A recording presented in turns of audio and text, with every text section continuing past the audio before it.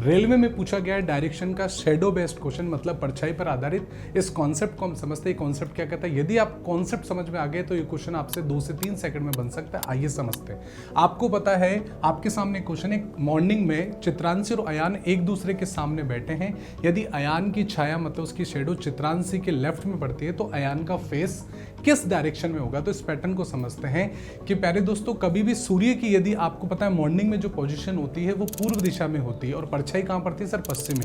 कभी भी शेडो हमारी पड़ती है वो हमारी डायरेक्शन के विपरीत में पड़ती है। जैसे कि शाम के समय हमारा सूर्य पश्चिम दिशा में अस्त होता है और हमारी छाया सर पूर्व दिशा में पड़ती है। ठीक है, तो कॉन्सेप्ट को आगे और चलते हैं। तो मेरी बात को हमेशा याद रखना, यदि किसी की छाया लेफ्ट और राइट में पड़ती है तो हमारा आंसर 2 ही डायरेक्शन से आएगा, या तो सर वो उत्तर दिशा में देख रहा है या दक्षिण दिशा में।